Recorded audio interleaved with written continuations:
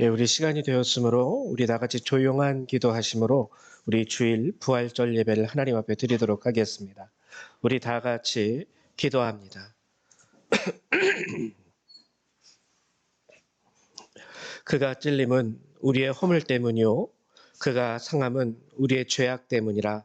그가 징계를 받음으로 우리는 평화를 누리고 그가 채찍에 맞음으로 우리는 나음을 받았도다. 아멘. 사랑과 은혜가 많으신 주님 참으로 감사드립니다. 오늘도 이 거룩한 날 하나님 저희를 불러주셔서 이 부활의 은혜를 만끽하며 주님을 찬송하고 또 이 시간 나와 함께 어린아이들과 같이 예배할 수 있게 하심을 감사드립니다. 짧은 한 시간이지만 우리가 온전한 마음으로 온전한 생각으로 감사하는 것으로 주님 앞에 나아가는 이 예배의 시간이 될 수 있도록 도와주시고 또 주께서 우리를 위하여 예배하신 그 모든 은혜와 축복을 우리가 누릴 수 있는 이 시간이 될 수 있도록 도우시고 축복하여 주시옵소서. 오늘도 이 시간을 주께서 주관하시며 홀로 영광 받아주실 것을 믿고 감사드리며 우리 주 예수님의 이름으로 기도했습니다. 아멘. 우리 다 같이 일어나셔서 사도신경으로 주님 앞에 신앙 고백 드리도록 하겠습니다. 우리 다 같이 신앙 고백 드립니다. 나는 전능하신 아버지 하나님, 천지의 창조주를 믿습니다. 나는 그의 유일하신 아들, 우리 주 예수 그리스도를 믿습니다. 그는 성령으로 잉태되어 동정녀 마리아에게서 나시고 본디오 빌라도에게 고난을 받아 십자가에 못 박혀 죽으시고 장사된 지 사흘 만에 죽은 자 가운데서 다시 살아나셨으며 하늘에 오르시어 전능하신 아버지 하나님 우편에 앉아 계시다가 거기로부터 살아있는 자와 죽은 자를 심판하러 오십니다. 나는 성령을 믿으며 거룩한 공교회와 성도의 교제와 죄를 용서받는 것과 몸의 부활과 영생을 믿습니다. 아멘. 우리 성령 3장 함께 찬양합니다.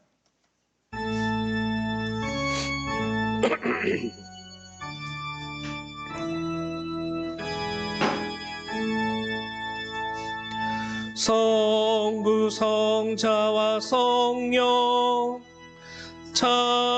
찬송과 영광 돌려보내세. 태초로 지금까지 또 영원 무궁토록 성삼위께 영광 영광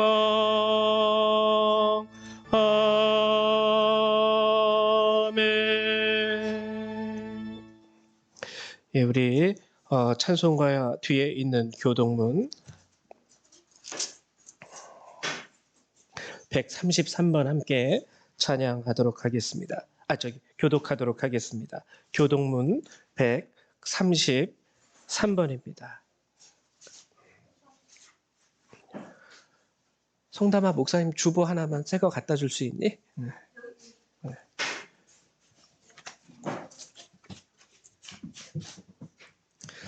다 찾으신 줄로 알고 함께 교독하도록 하죠. 교동문 133번입니다. 하나님께서 그를 사망의 고통에서 풀어 살리셨으니 누가 사망에 매여 쓸 수 없습니다. 우리 주 예수 그리스도로 말미암아 우리에게 승리를 주시는 하나님께 감사하노니 그러므로 내 사랑하는 형제들아 지하며 흔들리지 말고 항상 주의 입에 더욱 힘쓰는 자들이 되라. 이 말을 할 때에 예수께서 친히 그들 가운데 서서 이르시되 너희에게 평강이 있을지어다 하시니 그들이 놀라고 무서워하여 그 모든 것을 역으로 생각하는 자라. 예수께서 이르시되 어찌하여 두려워하며 어찌하여 마음에 의심이 일어나느냐. 내 손과 발을 보고 나인 줄 알라. 또 나를 만져보라. 영은 살과 뼈가 없으되 너희는 보는 바와 같이 나는 있느니라. 그가 이제 그리스도께서 죽은 자 가운데서 다시 살아나사 잠자는 자들의 첫 열매가 되셨도다. 예수께서 이르시되 나는 부활이요 생명이니 나를 믿는 자는 죽어도 살겠고 무릇 살아서 나를 믿는 자는 영원히 죽지 아니하리니 이것을 내가 믿느냐. 이르되 주여 그러하였다. 주는 그리스도시요 세상에 오시는 하나님의 아들이신 줄 내가 믿나이다. 아멘. 네, 자리에 앉아주시기 바랍니다. 우리 찬송 한 장 부르도록 하겠습니다. 우리 찬송가 161장 함께 찬양하도록 하겠습니다. 찬송가 161장입니다.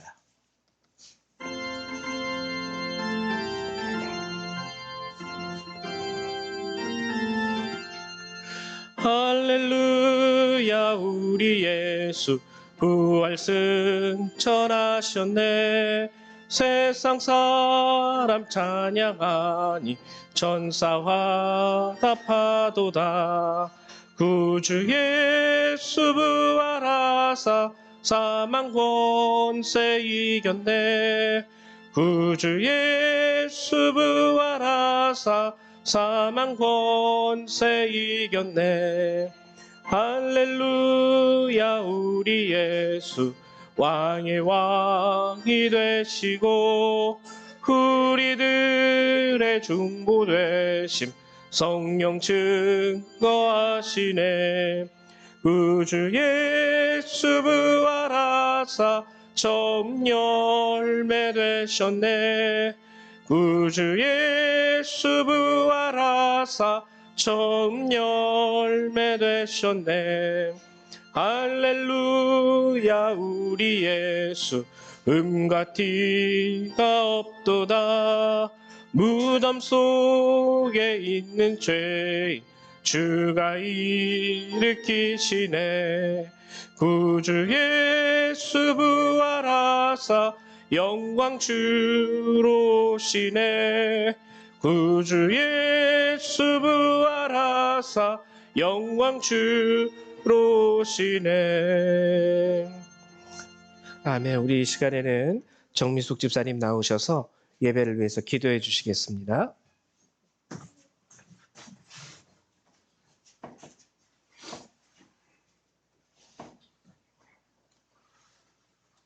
기도하겠습니다. 사랑하는 하나님 감사합니다. 오늘 예수님이 부활하신 것을 생각하며 이렇게 함께 모여 예배드릴 수 있음에 감사드립니다. 하나님께서 우리를 구원하시기 위해 아들이신 예수님을 보내셔 십자가에 돌아가셨다 다시 부활하게 하신 그 마음을 우리는 머리로는 알고 있지만 그 엄청난 사랑을 마음으로 헤아리기에 부족함이 많습니다. 거기에 누구든지 교회에 나와서 이러한 사실을 믿고 회개하면 하나님의 자녀가 될 수 있는 권세를 주셨음에도 연약한 우리들은 오직 지금 눈앞에 보이는 이익을 쫓아 사는 것이 최고의 진리인 것처럼 살고 있습니다. 하나님 먼저 하나님을 안다고 하면서도 실제 살아가는 삶에 있어서는 믿음 없는 자들과 별반 다를 것 없이 살고 있는 그들에게 하나님의 자녀로서의 귀감이 되지 못한 저희들의 모습을 회개합니다. 그리고 신앙인으로서 하나님의 나라를 넓히는 데 힘쓰기보다 나와 가족의 안위를 위해서 복을 비는 기도에만 집중해 왔음을 고백합니다.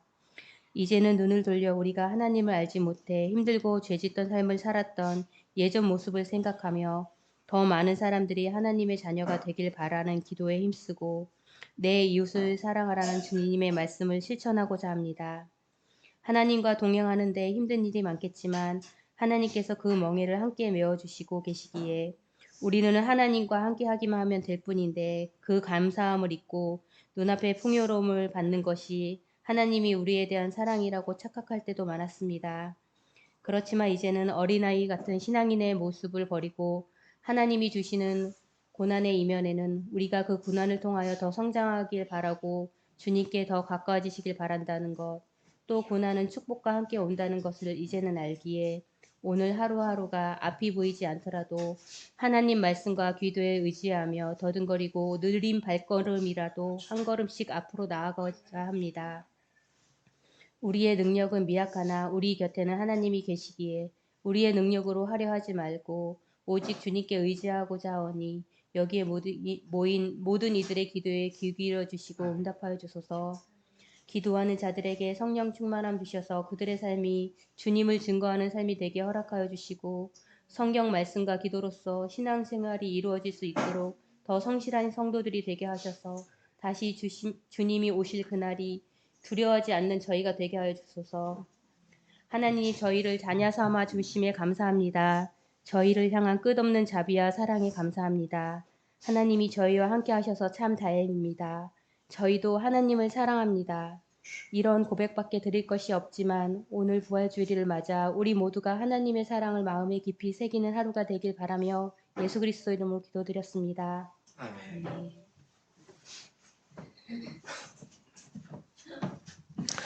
예, 감사합니다. 이 시간에는요, 우리 부활절을 맞이해서 함께 여러분들 주님 명령하신 우리 성찬 예식을 잠깐 짧게 시행하려고 합니다. 우리 찬송가 420장을 함께 찬양하고요. 420장 찬양하는 중에 우리 장로님 나오셔서 성찬을 준비해 주시기를 부탁드립니다. 우리 찬송가 420장 함께 찬양하도록 하겠습니다.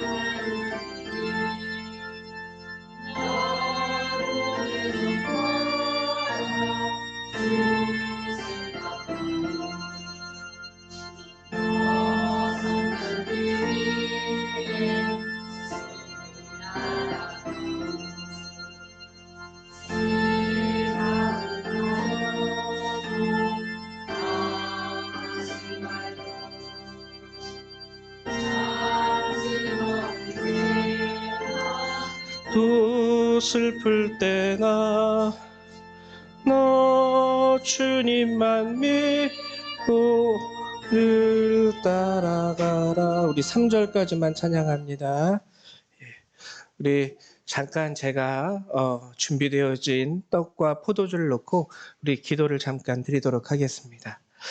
사랑과 은혜가 많으신 하나님, 오늘 이 거룩한 부활주일을 맞이하여 우리 어린아이들로부터 장성한 자에 이르기까지 각 사람을 하나님께서 이 자리로 불러주시고 함께 이 예배에 참석하게 하시며 이 성찬을 우리에게 또한 허락하신 주님 감사드립니다.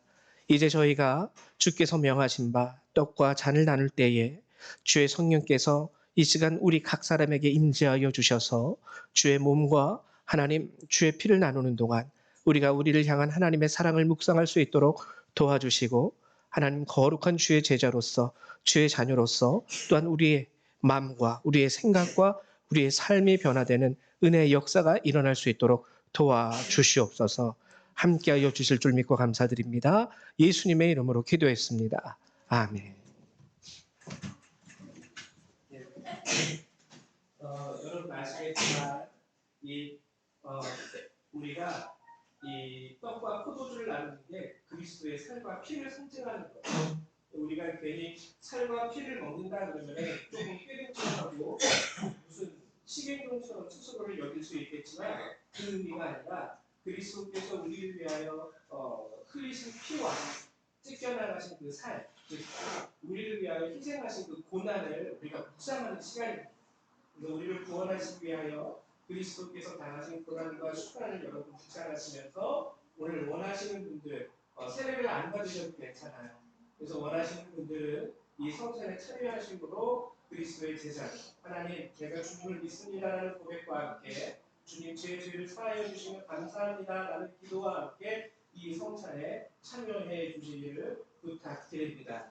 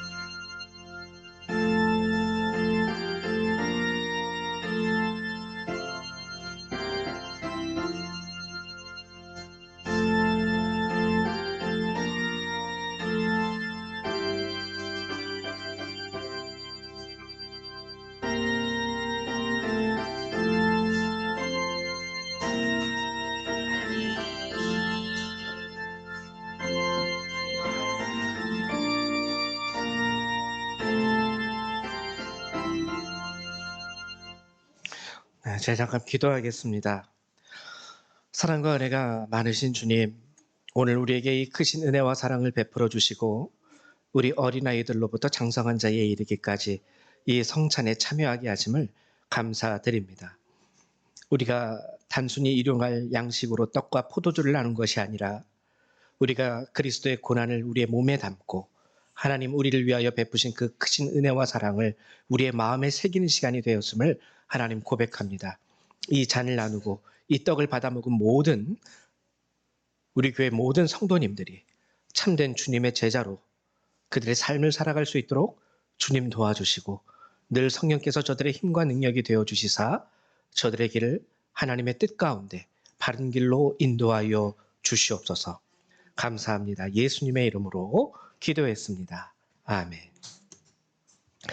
예, 우리 같이 하나님의 말씀을 찾도록 하죠. 우리 함께 나누실 주님의 말씀은 에베소서 1장 3절에서 14절의 말씀입니다. 에베소서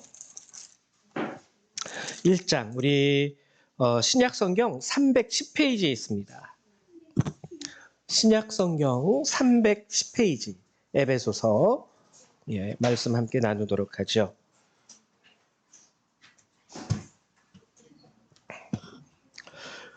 에베소서 1장 3절에서 14절의 말씀입니다.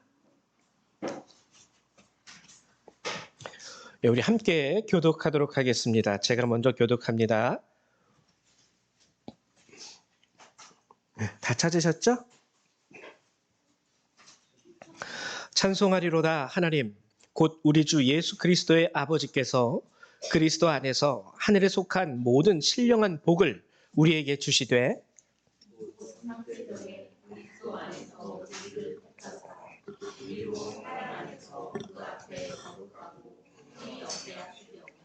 그 기쁘신 뜻대로 우리를 예정하사 예수 그리스도로 말미암아 자기의 아들들이 되게 하셨으니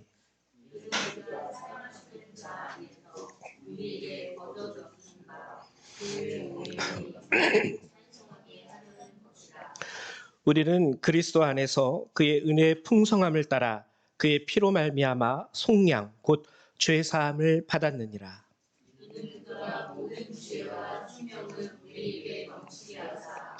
그 뜻의 비밀을 우리에게 알리신 것이요 그의 기뻐하심을 따라 그리스도 안에서 때가 찬 경륜을 위하여 예정하신 것이니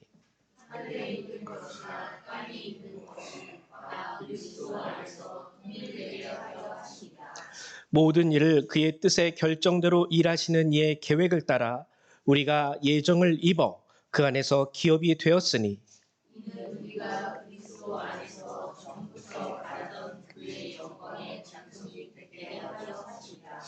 그 안에서 너희도 진리의 말씀 곧 너희의 구원의 복음을 듣고 그 안에서 또한 믿어 약속의 성령으로 인치심을 받았으니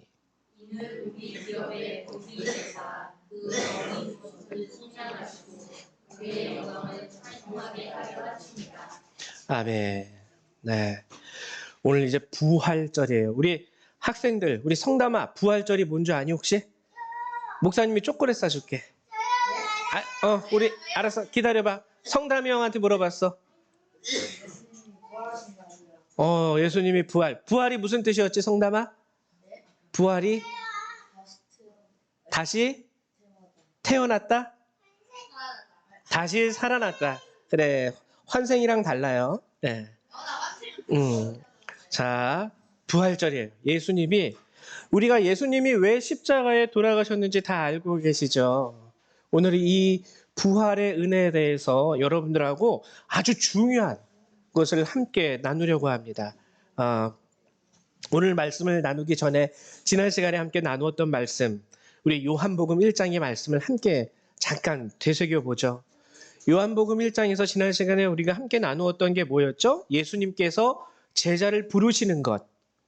예수님이 제자를 부르실 때 어떠한 기준을 가지고 그들을 부르실까? 이것에 대해서 우리가 함께 나누었습니다. 우리가 사람들 한 사람 한 사람을 평가한다라는 게 굉장히 쉬운 일이 아니에요. 그렇기 때문에 사회적으로는 평가의 기준을 위해서 사회적으로 실시하는 대표적인 게 뭐가 있죠? 시험 보는 거 있죠. 시험 보는 거. 그래서 학생들이 어떠한 학생이 우수한 학생이고 어떠한 학생이 조금 이 부분에 있어서 미흡한지 또는 어떠한 학생이 어느 부분에 우수한지 옛날에 제가 어렸을 때만 해도요 그냥 쉽게 말하면 뭐 1 더하기 1은 2 더하기 2는 뭐 이런 걸로만 시험 봐가지고 학생들을 쫙 저기 했는데 지금은 그래도 각 분야별로 우수한 학생들을 뭐 미술, 체육, 그 외 여러 가지 기술 뭐 이런 식으로 이렇게 나눠가지고 많은 고교 과정을 보니까 우수한 학생들을 길러내기 위해서 많이 변한 것 같아요. 제가 어렸을 때에 비교하자면 많이 변했습니다. 이 예수님도요, 이렇듯 제자를 선별하는 것에 있어서 제가 말씀드렸듯이 아무나 막 선발하는 것이 아니에요. 너 나 따라올래? 길 가다가 만나는 아무 사람한테 그냥 나 따라오면 제자 삼아 줄게. 이런 식으로 예수님이 제자를 삼으신 게 아니라는 것이죠. 예수님이 제자 삼는 것에 대한 기준이 잘 나타나 있는 부분이 요한복음 1장이에요. 여기서 특별히 누구를 부르실 때냐면 나다나엘을 부르실 때. 나다나엘을 부르실 때 예수님이 한마디 말씀을 하십니다. 그러니까 예수님이 나다나엘을 보고 이 사람은 정말 참된 이스라엘 사람이다. 그 안에 거짓이 없다. 나다나엘이 아니 예수님 언제 저를 본 적이 있으십니까? 저를 어떻게 하십니까? 그때 예수님이 하신 말씀이 무화과 나무 아래에 있을 때 내가 너를 보았노라 그러세요. 무화과 나무 아래에 있을 때에 내가 너를 보았노라. 일반적으로 사람은요, 어떠한 한 순간에 두드러지는 두각을 나타내게 되면 그 순간을 보고 그 사람의 능력이나 가치를 평가합니다. 운동을 잘해도요, 그 사람이 그 가치를 평가받기 위해서는요, 대회 나가서 메달을 딸 수 있어야 돼요. 그냥 메달을 따지 못하고 운동하는 사람이라면 그냥 운동하는 사람에서 끝나요. 그렇죠? 학생들도 학교에서 꼭 시험 볼 때, 얘가 1등 하면은 그게 뭔지 모르지만 하여튼 1등 하면은 얘는 우수한 학생. 그래서 우리가 살아가는 인생에서는요, 뭔가 어떠한 한 순간에 두각을 나타낼 때 그 사람에 대한 가치와 평가를 이루지만 예수님이 말씀하신 무화과 나무 아래 있을 때라는 것은요, 이것과는 다릅니다. 무화과 나무 있을 때가 의미하는 것을 제가 알려드렸죠. 이것은 매우 평범한 시간을 의미해요. 누구도 봐주지 않고 누구도 알아주지 않는 그 일에 있을 때가 바로 무화과 나무 아래에 있을 때예요. 사람들이 주목해서 나를 바라보는 시간이 아닙니다. 사람들이 정말 중요한 일이라고 인정해주는 일도 아니에요. 그러니까 작은 일, 아주 작은 시간, 누구도 신경 쓰지 않고 누구도 바라봐주지 않는 그 일과 그 시간을 예수님은 주목하여 보고 있다라는 거예요. 그러니까 아주 일반적인 일들 가운데에서 너의 마음과 너의 생각, 네가 하는 행동을 보았다라는 것이 바로 무화과 나무 아래에 있을 때 내가 너를 보았다라는 말씀의 참뜻입니다. 하나님은요, 우리에게 무엇을 요구하시는 분이 아니기 때문에 그래요. 그래서 우리가 혼자 조용히 있을 때, 그리고 제가 말씀드렸죠, 집안에서 설거지를 하고 있거나 빨래를 하고 있을 때, 청소를 하고 있을 때, 그때 예수님은 그 사람의 가치에 대해서 평가하시는 겁니다. 나다나엘이 혼자 있었을 때, 누구도 봐주지 않았던 그 시간, 누구도 인정해주지 않았던 그 일들이었지만 예수님은 그때 나다나엘의 모습을 보시고 내 속에 간사한 것이 전혀 없구나 라고 인정하시면서 그를 제자로 받아주셨던 것이죠. 바로 이게 우리 크리스찬들이 가져야 할 참된 신앙의 자세라는 것입니다. 꼭 교회에서 무슨 큰 일을 했을 때 거기에서 봉사한다고 해서 그 사람의 가치를 주님이 인정한다는 게 아니라는 것이에요. 작은 일에서부터 예수를 믿는 믿음의 사람이라는 것에 대한 증표를 여러분들이 스스로 갖고 사실 수 있어야 되죠. 자, 이제 오늘은 에베소서 1장의 말씀 함께 나눌 텐데요. 오늘 에베소서 1장에서 두드러지게 나오는 단어 중에 하나가 예정이라는 단어입니다. 예정. 예정은 미리 정해놨다라는 뜻이죠. 미리 정해놨다. 오늘 에베소서를 보면은요, 우리가 예수님의 그 은혜를 받는 것, 구원을 받는 것에 대해서 자칫 잘못하면 우리가 오해할 수 있어요. 우리는 특히 감리교회인데, 감리교회에서는 이 예정에 대한 교리가 장로교와 살짝 다릅니다. 그래서 이제 감리교 목사이기 때문에 감리교 교리를 중심으로 이 예정에 대해서 여러분들하고 함께 나누고자 할 텐데요. 여러분, 예수님의 특별히 부활이 우리가 신앙생활하는 것에 있어서 중요한 이유가 무엇인지 아십니까? 예수님이 왜 중요해요? 예수님이 중요한 이유는요, 예수 그리스도께서 우리의 구세주 되시기 때문입니다. 구세주. 예수님이 하나님이라 할지라도, 하나님의 아들이라 할지라도 그가 우리의 죄를 속하시고 우리의 죄를 사하시는 구세주가 되지 못한다면 별로 우리와 상관없어요. 아무리 맛있는 음식이 있다 할지라도 그게 그림의 떡이라면 우리는 먹을 수가 없기 때문에 별 상관이 없죠. 배고픈 사람이랑 상관이 없습니다. 예수님이 우리에게 있어서 중요한 것은 그분이 우리의 죄를 용서하셨기 때문이에요. 그분이 우리의 죄. 기독교 교리에 있어서 가장 중요한 것 중에 하나가 우리 모두는 죄인이라는 첫 번째 출발입니다. 저도요, 예수를 믿기 전에는 이 말씀에 대해서 도저히 동의할 수가 없었어요. 내가 왜 죄인이야? 내가 뭐 나쁜 일 했나? 내가 뭐 남의 것을 훔치기를 했어? 아니면 뭐 절도? 사기? 뭐 전혀 이런 것이 함께 한 것이 없는데 왜 성경은 이 땅에 있는 모든 사람들을 다 죄인이라고 말하고 있는 것일까? 근데 여러분, 생각해 보면은요, 우리는 모두 부족함을 가지고 있습니다. 세상에 우리가 종종 그런 말을 하죠. 아, 저 사람은 법 없이도 살 사람이야. 법 없이도 살 사람이야. 근데요, 여러분, 아무리 좋은 사람이라 그래도 100명의 사람 중에 90명이 이 사람은 정말 법 없이도 살 사람이에요 라고 얘기하는 사람이 있다 할지라도요, 한 명은 그에 대해서 다른 사람들이 몰라서 그렇지 저 사람 정말 나쁜 사람이에요 라고 얘기하는 사람이 있습니다. 가족 간에도 그런 사람들이 있어요. 정말 다들 평가할 때 법정에 경찰서에 갈 만큼 그러한 사회적 헌법에 명시되어 있는 죄를 짓지 않았을 뿐이지 살다 보면은 인간이기 때문에 인간의 부족함과 연약함은요, 모든 사람에게 있어서 칭찬받기가 불가능합니다. 제가 춘천에 있을 때에 춘천에서의 사역을 마치고 이 포천에 왔을 때 청년 한 명이 저를 따라왔었어요. 아까 우리 교회에 왔다라는 게 아니라 제가 보고 싶어서 여기를 방문했던 거예요. 근데 그 청년이 얘기해 주는 것 중에 하나가 뭐냐면, 목사님, 아무개 형 있죠? 아무개 누나 있죠? 목사님 앞에서는 되게 목사님 따르는 척하지만 뒤에서는 목사님 욕 얼마나 있는지 몰라요. 이런 얘기를 해주더라고요. 이제 포천에 왔으니까 그런 얘기를 해줘요. 제가 뭐라 그랬을까요? 그냥 웃었어요. 야, 그럴 수도 있지, 당연히. 그럴 수도 있지. 야, 내가 목회자긴 하지만 내가 하는 일이 다 100가지면 100가지 잘하는 일이겠니? 내가 목사님이라고는 하지만 내가 하는 모든 결정들이 너희들의 눈에 100이면 100가지가 다 옳게 보일 수가 있겠니? 사람이라면은요, 최선을 다해서 옳은 것을 선택하려 할지라도 내가 선택한 그 옳은 것 때문에 피해보는 사람들도 있어요. 그리고 나는 나름대로 선택해서 하긴 했지만 어떤 사람들에게는 그 선택이 잘못된 선택, 나쁜 선택, 악한 선택처럼 보일 수도 있다는 겁니다. 그래서 사람은요, 살아가다 보면은요, 누구에게는 다 죄인이 돼요.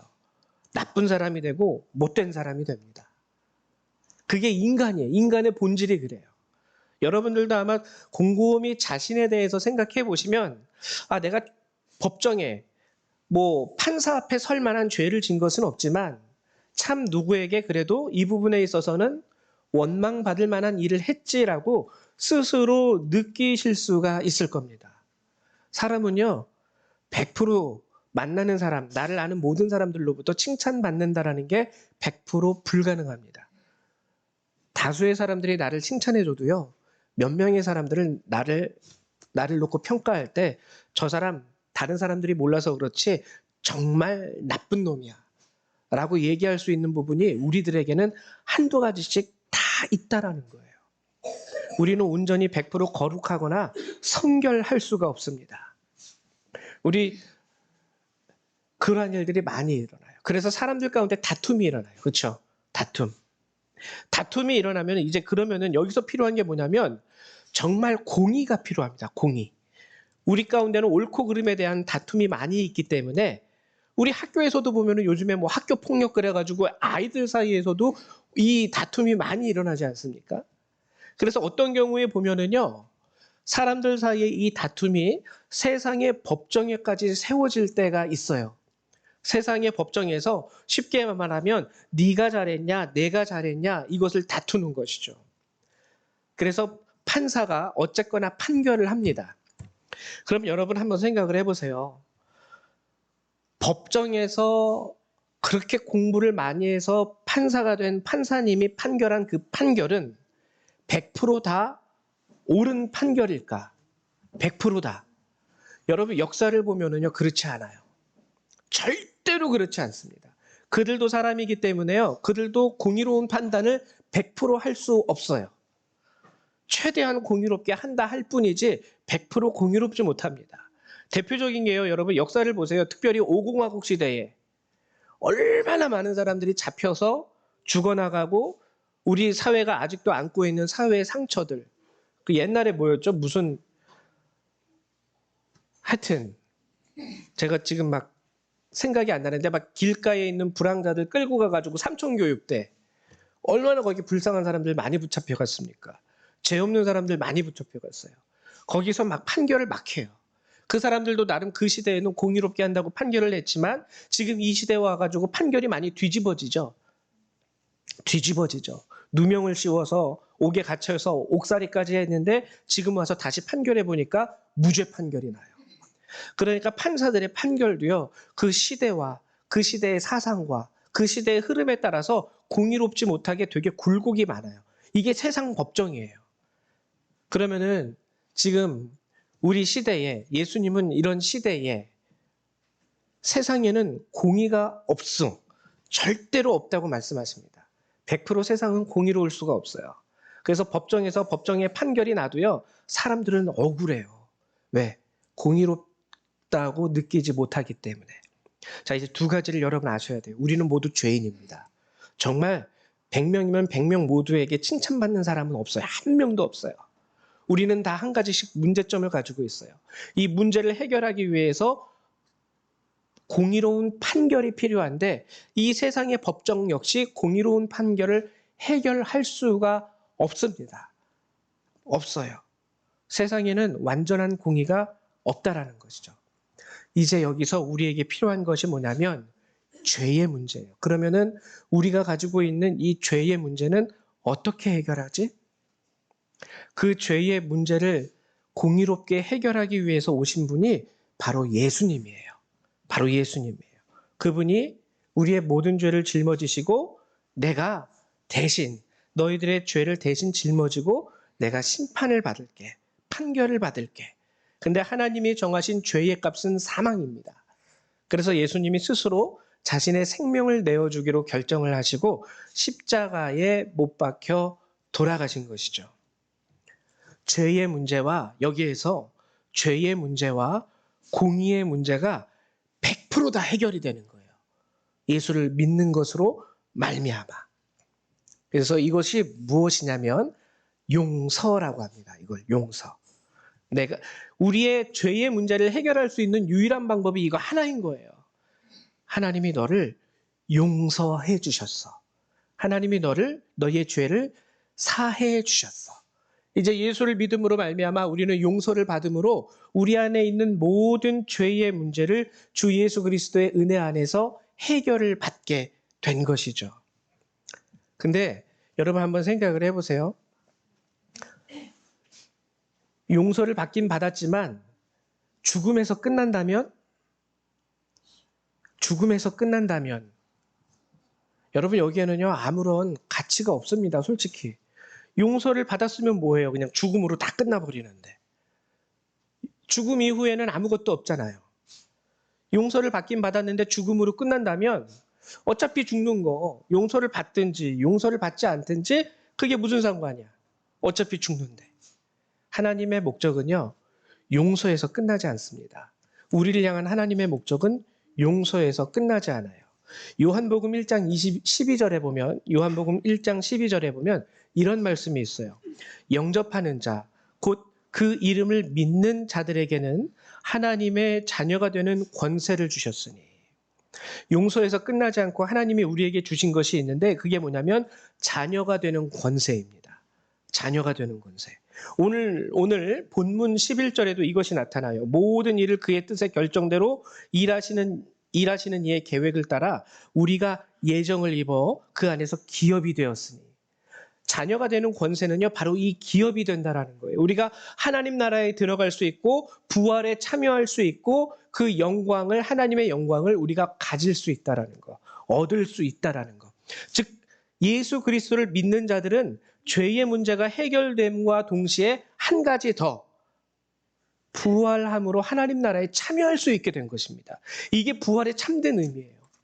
아, 우리는 용서에서 끝나는 것이 아니라 그 이후에 하나님이 예정하신 예정을 따라서 하나님 나라의 기업을 이을 수 있게 되었구나. 여러분, 여기서 말하는 예정이 바로 이런 뜻입니다. 어떤 사람들은요, 이 예정이요, 예정에 대해서 이렇게 이해하시는 분들이 있어요. 하나님이 예정하셨다고요? 이 예정을 구원받을 사람과 구원받지 못할 사람으로 예정을 생각하시는 분이 있어요. 그 예정이 아니에요, 이 예정은. 얘는 태어나면서부터 구원받으래. 얘는 태어나면서부터 구원받지 못할 사람. 이렇게 예정이 있다라는 게 아닙니다. 여기서 이 예정은요, 한마디로 말하면은 예수를 믿기만 하면 이것이 여러분들에게 주어질 것입니다 라는 것에 대한 예정이에요. 그렇기 때문에 여기에 중요한 건 뭐냐면 참여가 중요합니다. 참여. 쉽게 예를 들면은, 좀 더 쉽게 예를 들면은 이런 거죠. 뭐 여기 이쪽에 예를 들면은 무슨 동에, 아무개 동에 거기가 개발이 돼서 아파트가 들어설 겁니다 하고 예정이 되면은요, 그 아파트가 들어선다라는 것으로 인하여 기업을 얻을 수 있는 사람들은 누구입니까? 거기에 투자로 참여하는 사람들이 얻는 거예요. 이게 바로 오늘 성경의 본문이 말하는 예정이에요. 여러분들에게는요, 그리스도 안에서 하나님 나라가 예정돼 있어요.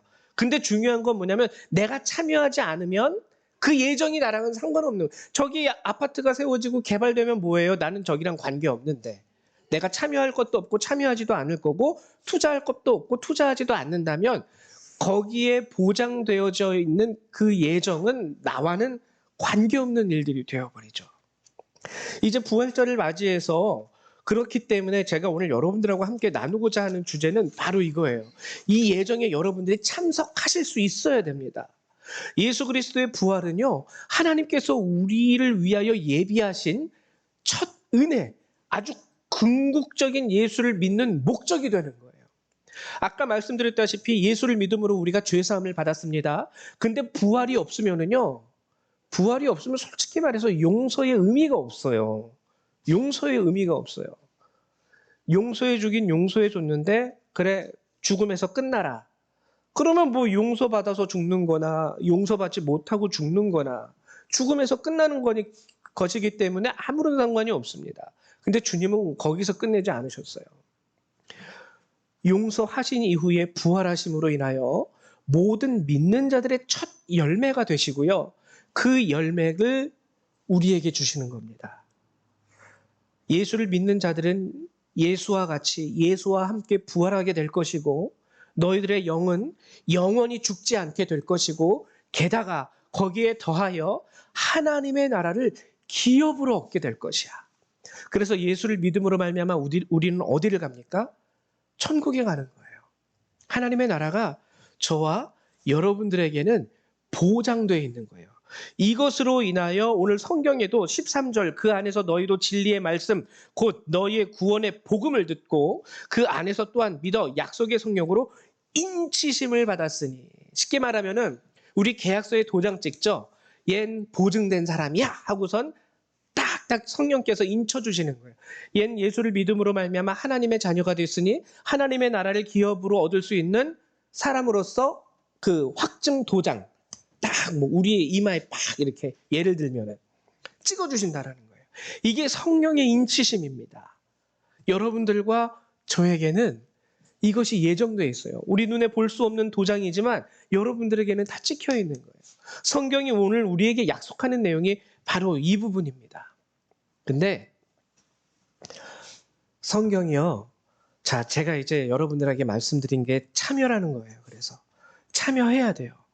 조도요, 우리 보통 우스갯소리로 그런 말 하죠. 야, 너 왜 조도 못 먹니? 조도 못 먹니? 밥상을 아무리 맛있게 차려줘도요, 내가 안 먹으면 나는 배고파요. 내 코앞에 있어도 내 손으로 젓가락과 숟가락을 들어서 고기를 찍어 먹을 수 있어야 되겠죠. 참여하시면 됩니다. 그러면 이 참여의 방법이 구체적으로 어떤 것일까? 그 참여의 방법을 또 우리에게 오늘 본문은 보여주고 있습니다. 본문, 우리가 참여할 수 있는 방법.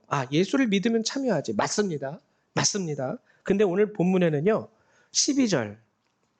이는 우리가 그리스도 안에서 전부터 바라던 그의 영광의 찬송이 되게 하려 하심이라. 14절. 이는 우리 기업의 보증이 되사 그 얻으신 것을 속량하시고 그의 영광을 찬송하게 하려 하심이라. 여러분, 참여하는 방법에 가장 결정적인 행위가 뭐냐면 하나님을 찬송하는 것이에요. 하나님을 찬송하는 것. 그러면은 찬송이 뭘까?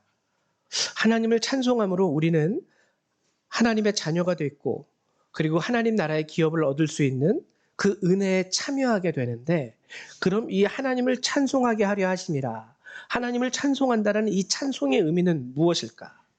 이게 이제 오늘 여러분들하고 나눌 마지막 주제입니다. 여러분들은 다 예정을 입으신 분이에요. 예정을 입었어요. 예정을 입었기 때문에 참여하시면 돼요. 참여만 하면은 그 예정, 그것이 여러분들에게 주어지는 거예요. 당첨되시는 겁니다. 그러면 어떻게 우리가 참여할 수 있을까? 이게 찬송인데, 이 찬송은 원어로 에파이노스라는 단어예요. 에파이노스.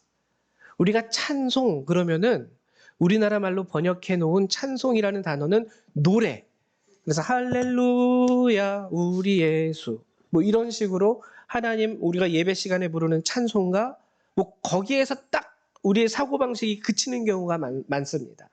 근데 성경이 말하는 진정한 찬송, 에파이노스의 참된 의미는 뭐냐면 허가하다,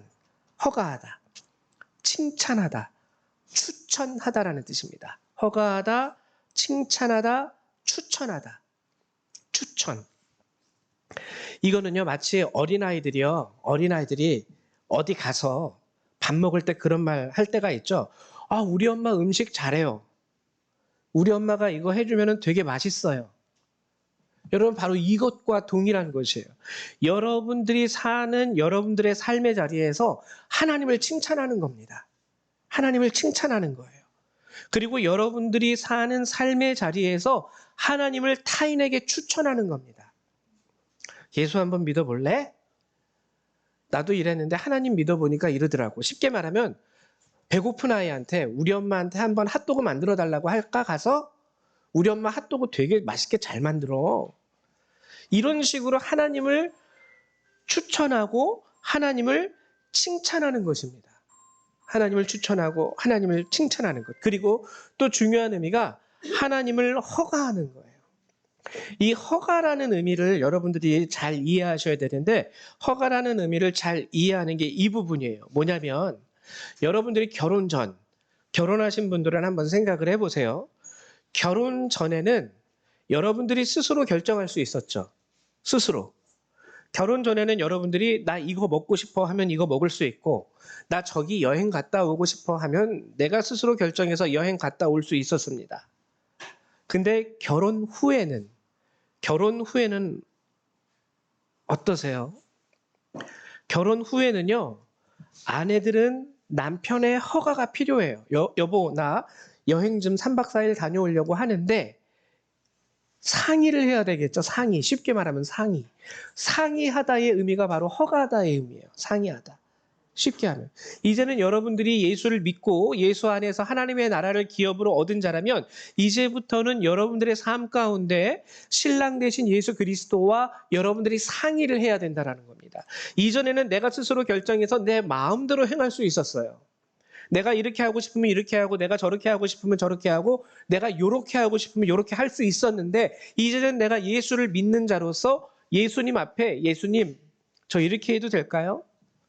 예수님 지금 이 상황에서 제가 이렇게 해도 될까요? 마치 아내가 남편에게 상의하고 남편이 아내에게 상의하듯이 상의한다라는 것 자체가 허가하다라는 뜻입니다. 회사에서 결제받는 그 허가가 아니라 물론 그 의미도 있긴 있습니다. 그 의미도 있긴 있습니다. 그러나 우리에게 더욱더 온전한 의미로서의 허가는요. 그런 부분이에요. 상의하는 것. 이제 예수를 믿는 자는요, 세상 사람들이랑 달라요. 세상 사람들은요, 예수님과 상의할 필요 없어요. 예수 믿지도 않는데. 그냥 내가 하고 싶은 대로 my life. 내가 하고 싶은 대로 내 인생. 내가 즐기고, 내가 버는 내 돈으로. 나쁜 짓 하지 않고 사기치지 않으면 뭐 내가 가고 싶은 데 가고, 내가 먹고 싶은 데 먹고, 내가 하고 싶은 거 하고.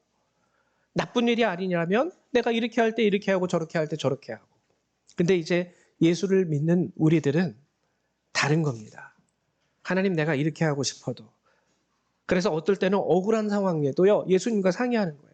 주님, 내가 정말 이렇게 억울한 일을 당했는데, 주님, 정말 내가 내 인생에 있어서 이렇게 속이 뒤집히는 일을 당했는데 어떻게 할까요? 기도해보고 말씀을 읽어보고 예수를 믿는 자로서 하나님이 원하시는 이런 상황 가운데서 하나님이 원하시는 삶의 자세가 무엇인지 주님과 상의해보는 거죠. 아, 그래서 이렇게 살아야 되겠구나. 억울하지만 그래도 주님은 성경에서 원수를 사랑하라고 말씀하시네. 원수 갚는 것이 주님께 있다라고 말씀하시네. 차라리 내가 그러면 주님께 맡기고 나는 이 일로 인하여 내 마음을 더럽히지 않고 내 생각을 더럽히지 않고 내가 죄짓지 말아야지.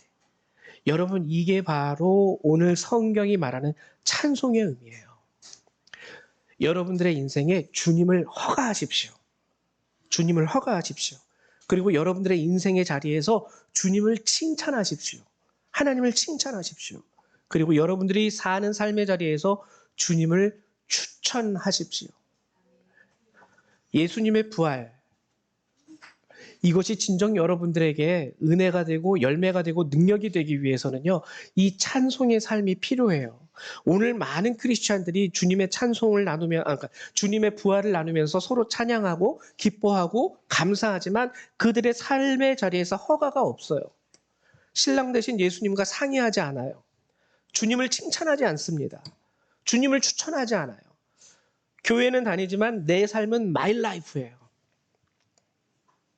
하나님에 대한 찬송이 없는 삶, 참여하는 삶이 아닙니다.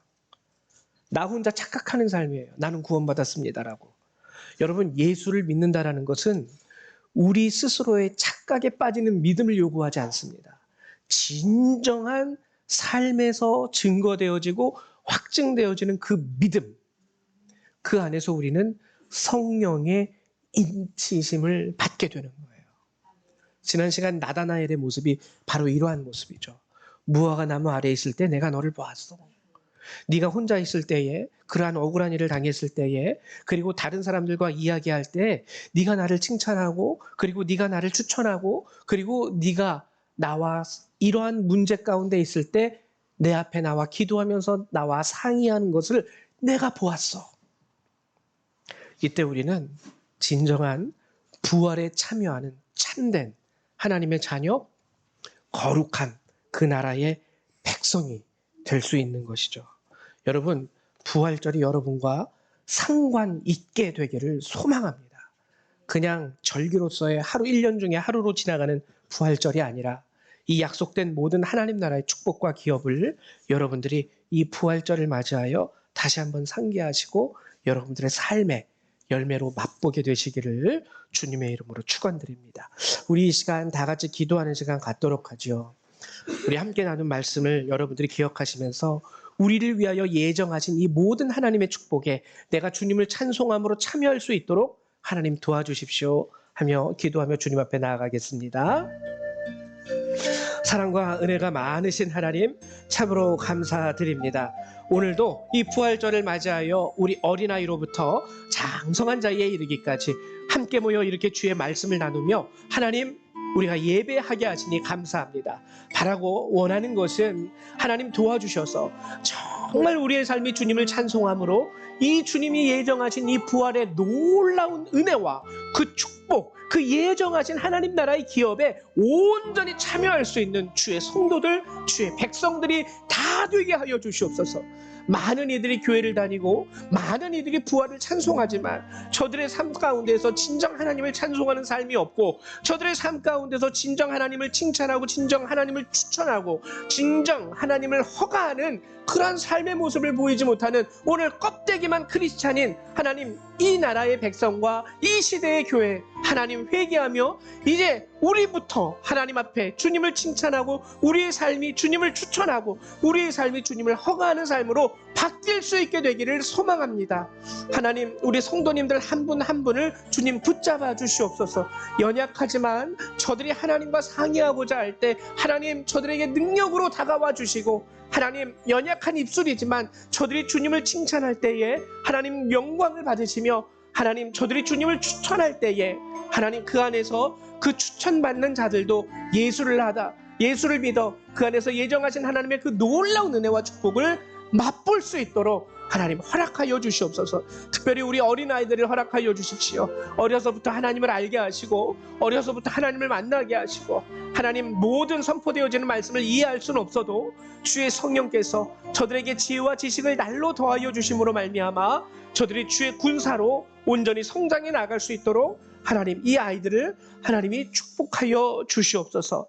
오늘도 우리의 기도를 들으심에 감사드리며 예수님의 이름으로 기도했습니다. 아멘. 네, 감사합니다. 우리 이 시간에는요 164장 함께 찬양하시면서 준비하신 예물을 하나님 앞에 드리도록 하죠. 164장입니다.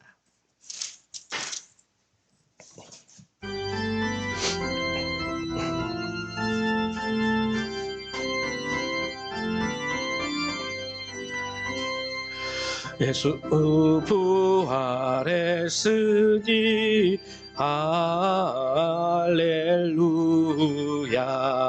만민 찬송하여라 할렐루야, 천사들이 즐거워 할렐루야, 기쁨 찬송 부르네 할렐루야, 대속하신 주 예수 할렐루야, 선한 싸움 이겼네 할렐루야,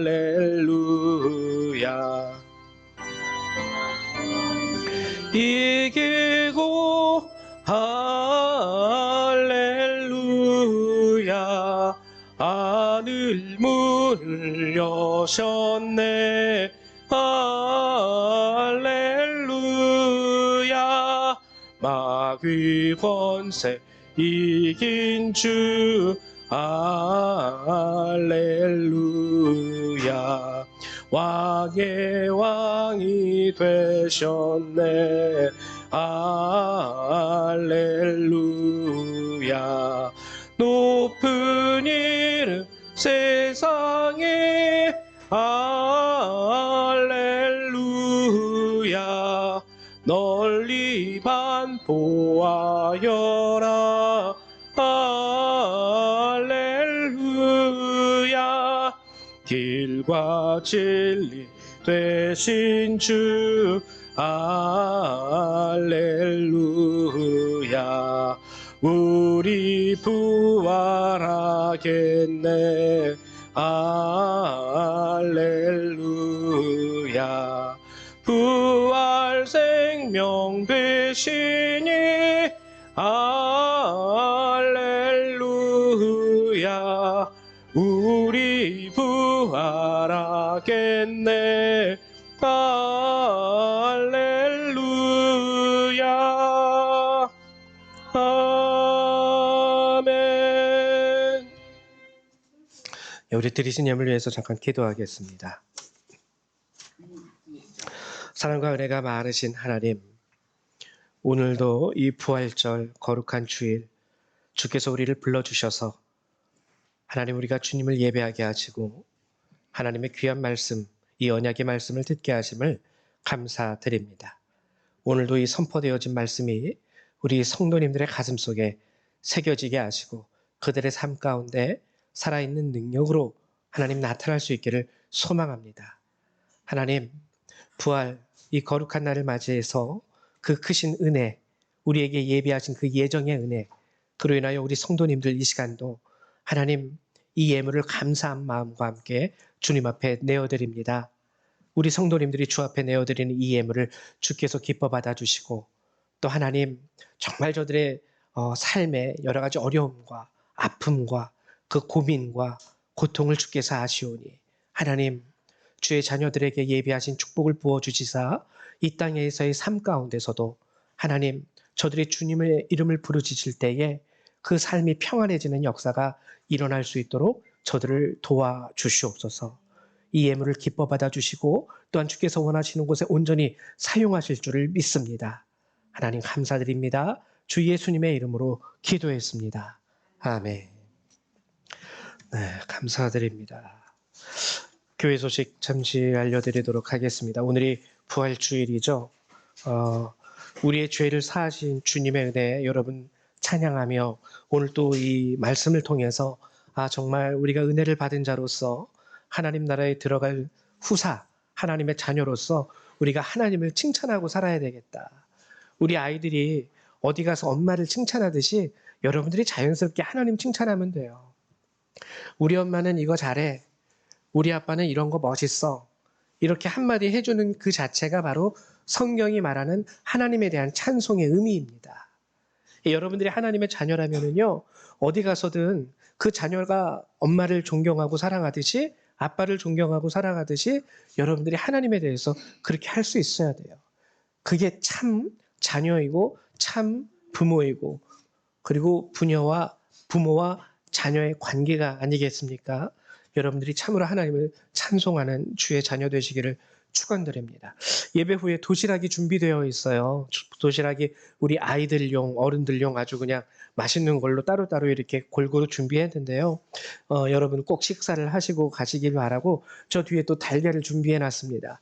넉넉하게 준비해 놨으니까 여러분 가져가셔서 나눠 주실 분이 있으면 나눠 주세요. 근데 모르는 분한테는 조금 얼마 전에 뉴스를 보니까 요즘 우리 사회의 커다란 문제 중에 하나가 마약 문제, 그렇죠?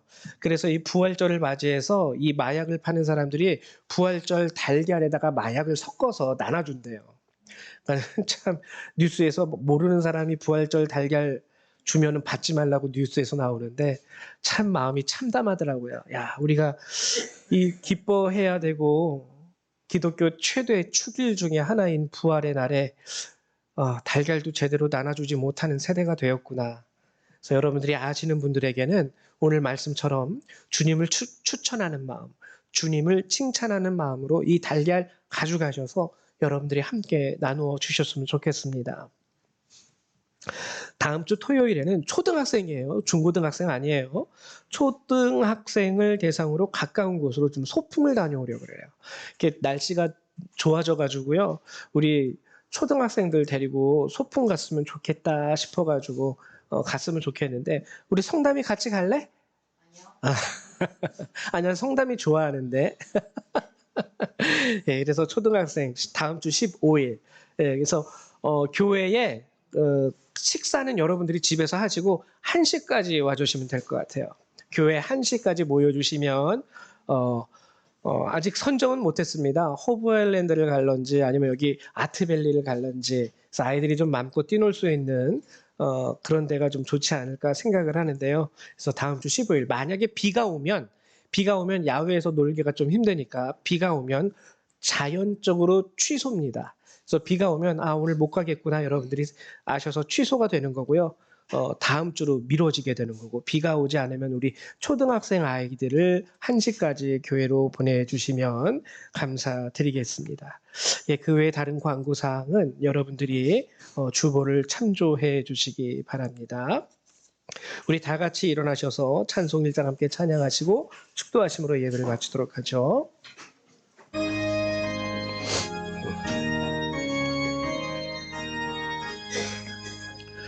만복의 근원 하나님 온 백성 찬송 드리고 천사여 찬송하세 찬송 성부 성자 성령 아멘.